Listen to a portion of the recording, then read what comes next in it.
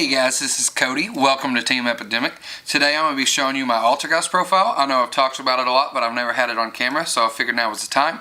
I actually just took this to regionals last weekend and tested out some new cards that I've seen floating around in profiles online and some new cards that have just been released like Crackdown, and I just got experience with all the cards and the possibilities and just determined what I think is the best ratios and build you can have right now and what deserved a spot and what didn't.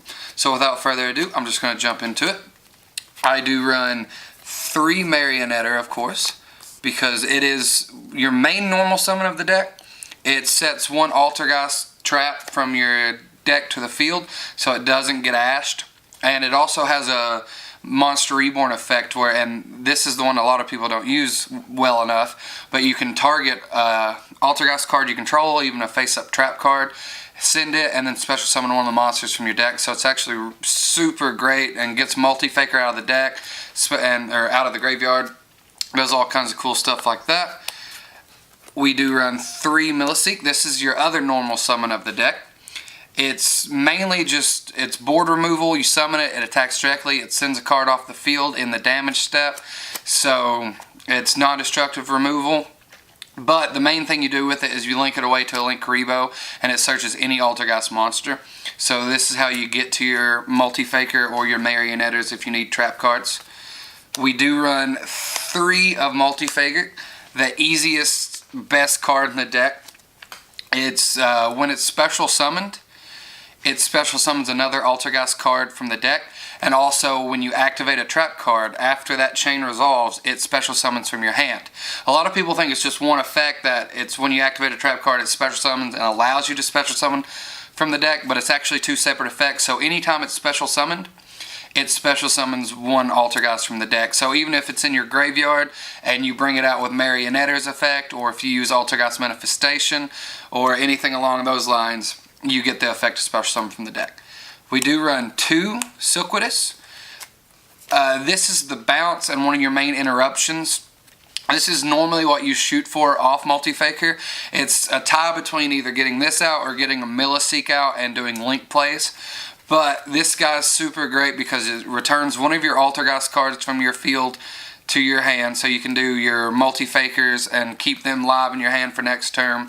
You can just do Marionetters and keep setting traps, or you can even return protocols and stuff like that if you have extra.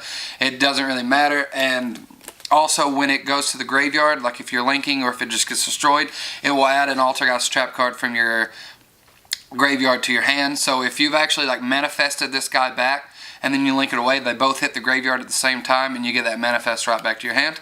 And we do run 1 Conqueree. This card honestly doesn't get enough credit, and it pairs with Silkwitous so much that when you get they declare an attack on you, it special summons from the hand, and then when he's special summoned and on the field, you can target 1 face-up card on the field and negate its effects as long as he's on the field. But he plays with Silk really well. You kind of wait till they declare an attack, special this guy out, and then bounce it right back. And then if your opponent attacks again, it's not once per turn, so you can bring it right back out again. So those cards just work really well together. We do play 3 Ash Blossoms, just because they're, I mean, everyone knows they're super good in this format. They'll always be good. I don't think this will ever not be a good card. And I do have 2 Effect Veilers in here. I actually didn't run these at regionals, and I missed them. I took them out to try other things, and I definitely wanted them right back in there as soon as I got home. I do only have 2 Pot of Extravagance in here. This is the Pot of Greed of the deck. You banish either 3 or 6 cards from your extra deck randomly and draw 2 cards, or if you banish 3, you only get to draw 1. It's really good at 3, but I use my extra deck more than most. So I've found 2 to be really well. It's kind of the desires thing. Like everybody runs so many desires. I just hate Pot of Extravagance into Pot of Extravagance, or I just hate having 2 and it literally kind of nulls the bonus. And again, I play my extra deck a lot because I use Super Polys in here. I did test these out for the first time and absolutely loved it. There's so many plays to do and it won me so many games. I actually got Dinko'd twice, and I had Super Poly in hand, and I just used a Summon Marionetter and Super Poly'd. And it was just beautiful. It got me out of a lot of tight spots. I definitely recommend this. There's just so many good plays. And I also main deck Secret Village of the Spellcasters at 2. I know a lot of people have got rid of this, or they don't think it's as good anymore, but Strikers really hasn't went anywhere. I think I had 3 Striker matchups, and I just can't really afford to lose that first game because it wasn't in there. It's also still really good against Salad. A lot of people don't think it is, but they have multiple search cards to sign at mining. And all the rogue decks you will face at like lower level events like regionals and stuff like that you just randomly get paired up with, this shuts a lot of them down. It hurts almost everything. And I also hate Dracos. That's one of the worst matchups for this deck. So the main play with this is you get Secret Village out and then you protect it with Hextia. So if they do tribute summon one of their spells away and go to pop Secret Village, you just negate it with Hextia and protect it. And I also run 1/1. This it's one of the best cards in the deck at times and one of the worst at times, which I know is how a lot of cards go, but every time I've taken it out I've missed it. It's just so solid to be able, if you open up Marionetter and Multi-Faker, you just activate 1/1, you discard Multi-Faker, special summon Milliseek out from the deck, normal summon Marionetter, set Protocol or Manifestation depending on what other cards are in your hand. Use Marionetter to target Multi-Faker to special summon it. So then Multi-Faker comes out, Multi-Faker special summons another monster from the deck, then you link away either your Multi-Faker and your Milliseek or whatever you special summon from the deck, and you make Hextia, then you get Milliseek's search effect. So that's all just off one card, which technically you have to discard, so it equates into 2, but being able to revive Multi-Faker is the ideal scenario for this. The only thing where it gets really bad is when you do it and it gets ashed. And it's so rough finding room for Called by the Grave in here, because if Protocol's live, you really don't need Called by the Grave. So it's something you don't really want to see, but you miss it on those first turns when you go 1/1 and get ashed. So if you guys like it, let us know. If you don't, let us know. I'm in a love-hate relationship, but I often find myself in those, and I just can't bring myself to take it out because I miss it every time. I do only run 2 personal spoofings. I've seen a lot of people start to move to this ratio. I've been running it for a while, and I do think it's correct. 3 is amazing, but you get back into that Ash territory to where you know they haven't used Ash on you the whole game, so you know they probably have it because you had Protocol, and they just knew it'd be a waste. So they've been saving it. You return something, you get ashed, or you return something, you get Twin Twistered. You just lost 2 to 3 cards and got nothing out of it. So this can hurt you more than it can help. And plus, it really only pops off the first time. It digs out that Multi-Faker. But then if you're getting Multi-Faker out and you're like playing your link plays correctly, then you really never need to use this again, because there'll be several times where I just won't use it and it'll just be a dead live card on my field. I do run 2 Protocol. I do like this at 2. I will bring it back to 3 sometimes depending on what the format is, and if I just know I need to open it, or if I know I'll be free to set it out. Veilers are coming back pretty hard, so getting that Marionetter hit with a Veiler first turn can hurt you way more than you think. So you may want to test that at 3, but 2 works pretty well. I do only run 1 Manifestation. I think a lot of people's figured out that 1's the correct number. It's a great card, but it's just so viable that you just keep reusing it with linking Silk away and just adding it back to your hand, or you activate it and you shuffle it back into your hand, deck with spoofing, or you can activate it, bounce it back to your hand with Silk. It's just so easy to recur, and you never really find yourself in the situation where it does have an effect where you can banish it and add a Protocol or a different Altergeist trap from your graveyard to your hand. You really never find yourself in that situation, and if you are in that situation, things are normally desperate enough to where you don't care to get rid of it. I do run 3 Infinite Impermanents, the best trap card in the deck, because if you get Infinite Impermanents and Multi-Faker and you're going second, you pretty much won the game. It's just super solid to be able to special summon 2 monsters and an interruption in the form of a bounce on turn 0. I mean, you just can't argue with that. I do run 2 Typhoons. I actually tested this out and loved it. I do have the 3rd. I could see myself, depending on what the format is, bumping it up to 3 and keeping it there. Super good against Dracos, super good against Sky Strikers. It shuts down the Mystic Mine, and it also, you can activate it from your hand if your opponent controls 2 spells or traps. And that's if you have cards on the field or not. So that's always awesome. And there was times where I didn't get to pop it off from my hand, but I still set it, and it came into play from getting like cards like Royal Decree or something, or There Can Be Only One or Goes and Match or anything like that. It can just help you get past. I do have 2 of the new Crackdowns in here. I was super excited about this card. I've waited for it for a long time. At first I didn't know how great it was going to be, but the more I play with it, the more I love it. So I definitely want that. I may even bump that up to 3, but for right now I think 2's doing pretty well. And I do run 2 Solemn Strikes and 1 Solemn Warning. I did have a Judgment in here, and I honestly can't imagine why I took it out. I may work it back in. It was probably just a space thing. Judgment's super awesome, and it definitely comes into play. So I may work that back in, but these did great.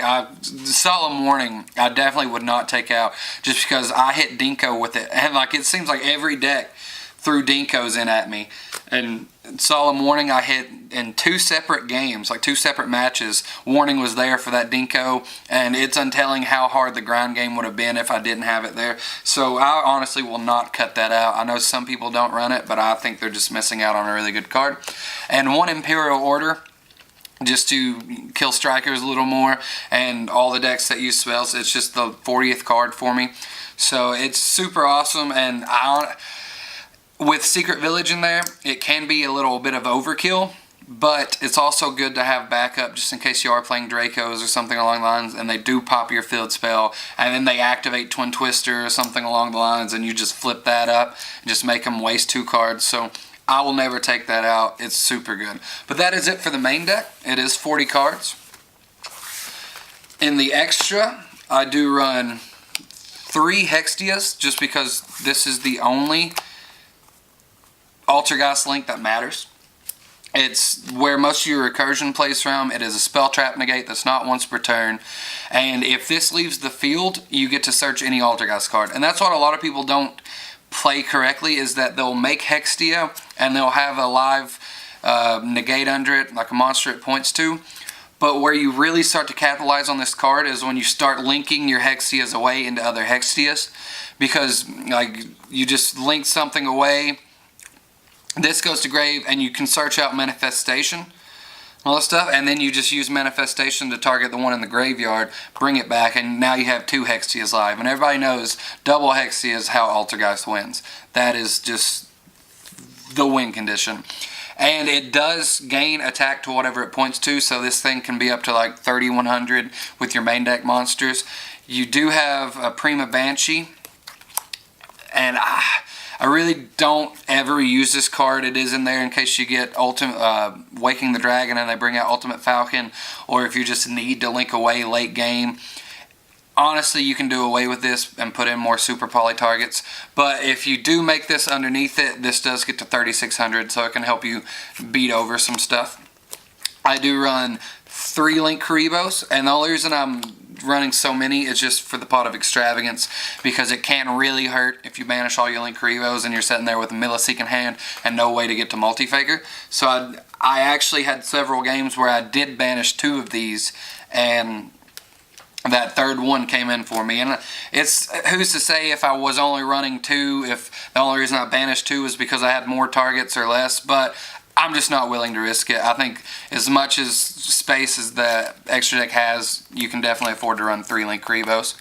I do run 1 Borload, 1 Nightmare Phoenix, and I do have a Topologic Bomber Dragon in here, just because it's super easy to make. You can swap this out for a Boral Sword, but this is just in there to clear some main monster zones just because you have so many special summon plays. And it's one of those cards I never really make, but I know I can if I need to. And also just doing the 3k burn can just help win in time.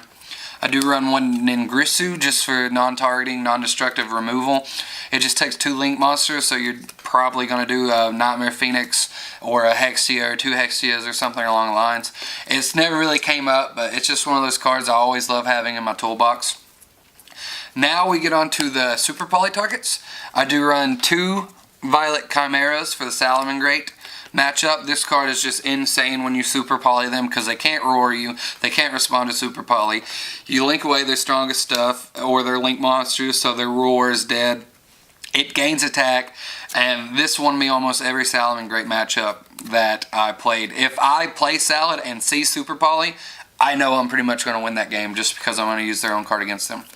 I do have 1 Starving Venom Fusion Dragon, which just takes 2 dark monsters, so this is for your Orcust and anything along the lines. It's super great. Even Thunder Dragon, you can do some crazy plays with it to where if they got triple Colossus out, you just pretty much clear their entire board. And I play 1 Mud Dragon of the Swamp. I did see these in Anthony's, I believe that's his name.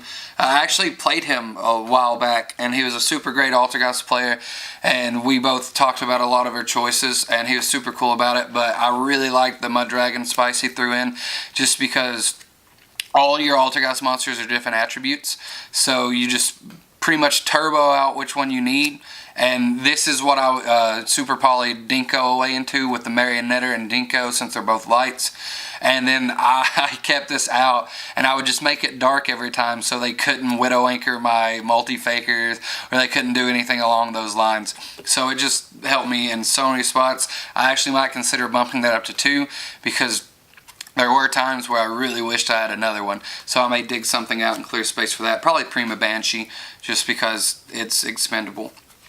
But that's it for the extra deck. And now I'm going to jump into my side, which everyone knows is a personal choice, but also it's due to what you're seeing. If you're playing at locals, you pretty much know what decks you're going to go against, so you know what you need to side for. Or if you're going to regionals, this is pretty much what I went with, just because I knew with Super Poly and stuff, I pretty much had all the decks covered. It was just getting to those cards. I do run 3 evenly matched just because I actually used to main deck this card, and I'm still really tempted to keep it main deck because you never know if you're going to get to go first or go second. And pretty much every game that I would go second on blind for the first round, I would just go into this, and if you evenly match multi-faker, even if it only gets rid of 1 card, you just went plus off of it. So it's super great. I do run 3 Pankratops just for pesky things like Dinko, and there can be only 1 Gozen, which you don't really see that much anymore, and Inspector Border and things like that. It just helps me get rid of problematic cards. I do run the 3 Lancia. I don't think I actually used it once, but I just didn't go up against the matchups. I sided it in for Orcust, but I didn't see it and just didn't need it because Super Poly handled them pretty well, and I think Altergeist has a pretty good Orcust matchup anyways. I do run 3 Heavy Storm Dusters.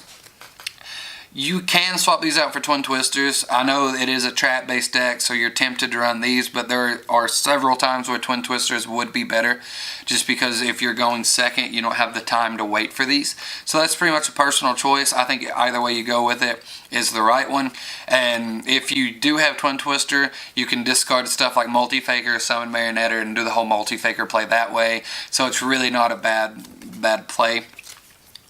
I also run 2 Kaiju, and the only reason why these are in here is just because they're so broken in this deck that you just give them a Kaiju, bounce it back with Silk, Kaiju them again, and then as soon as the next turn goes, you're going to do it again. So you get to Kaiju them twice on your turn, once on there, but just keep recycling it. And you just want to make sure you get it back before they have a chance to get rid of it, because they will catch on to what you're doing really fast. And every Thunder Dragon player just hates that, because this is how I just break all their boards. And I do have my 3rd Secret Village of the Spellcaster, just because, again, Sky Striker has not went anywhere. They are still just as viable. I mean, they did lose some power behind them and some consistency, more consistency than they did power, but Striker's one of those decks that just refuses to die, and as long as they have Ray and Engage, they're going to power through regardless. So I just keep that in there, decided in. There was several striker matchups where I just got Secret Village out and they had a handful of spells. And I know they run all kinds of cards to deal with it, like Pankratops and stuff like that, but that's the thing, you got to see them. And like every time, I mean, if you're running a deck of 35 spells, then you're going to open, or you're going to run a severe chance of drawing that Upstart Goblin for your 6th card and just having a fully dead hand that you can't do anything with. And he kept, like, one of the striker players kept standing in there and he was just trying to draw into those cards. It just never happened for him. And Altergeist can be slow in the fact that if you don't start off strong, you don't put much damage on the board, but it also can be faster than anyone knows, because if you get double Hexy out, which is very easy to do, especially if you're using your cards correctly, you can just kill them as soon as they leave an opening. And that's exactly what happened. Is I locked him out for a turn, he drew, couldn't play anything past, double Hexed, game. But that's pretty much it for my profile. Let me know what you guys think. If you play the deck, if you plan on playing the deck now that it's super cheap to get. And so really quick before we go, I know there may be some cards you guys disagree with. You can't please everybody with one single profile. So I just want to throw some honorable mentions, some cards that I think are really good for the deck, and that if you have them laying around and you don't have some of the other ones, will make great substitutes. Of course, Winter Cherries will always have my heart just because it is so great. And in every format, with especially since Links come out, there's always targets. So you can hit your Orcust, you can hit your Sky Strikers, you can hit your Salamon Greats, all that stuff. They're just super great. 3 summon limits, which I actually ran these. I don't much like them in the deck just because seeing them late game just doesn't do anything for you, and they're just easily circumvented now. Everybody knows how to play around them. That being said, if you're just looking to fill some spaces, they are good generic floodgates. Lost Winds are actually amazing for their value, because they get to reset themselves from the graveyard if your opponent summons from the extra deck. So if you're playing something like Sky Striker or Salad, these cards can really turn the tide in a duel and just give you constant multi-faker targets, and they're just great. Awakening the Dragon is a card that I see a lot of people are using, just because anytime you're playing a back row deck, you can be weary of Twin Twisters. I actually tested these out, and I found myself just waiting all weekend for them to hit them, and they never got hit, or they got ashed, or it just was a dead card when I'm like top decking in tight situations. I actually didn't really enjoy it at all. The one matchup that convinced me to run these was Dracos, and I actually didn't get to see them. So if you're playing at a locals where Draco is heavy, or environment where Dracos is heavy, this is actually a great card for that, just because I have a hard time dealing with Ultimate Falcon, and as do a lot of decks. But other than that, it's just a card that doesn't really do much, and it could be a better card in my opinion. Like, you could put something better in its place. There is always the Dark Bribe. It's a great card. It negates a spell or trap, and they get to draw a card. So it's super good, and it could be a solid main deck choice, especially against, keep you from getting evenly matched, which hurts this deck a lot if you don't have Hexy out yet. And one other way to stop that is Imperial Iron Walls. I actually love this card in any deck like that doesn't banish. So the only thing that conflicts is the Pot of Extravagance. So if you don't have the money for those, I would suggest checking these out, because it shuts Orcust down, shuts Thunder Dragon down. Cards like Pot of Desires are dead, and you can't be evenly matched. So they're just amazing cards. I think these are just some great budget options that you guys can pick or try out. I don't want to take up too much time because I know it's been a long video, but let us know what you guys think. Make sure you like, share, comment, hit that notification bell somewhere, and thank you guys for checking it out.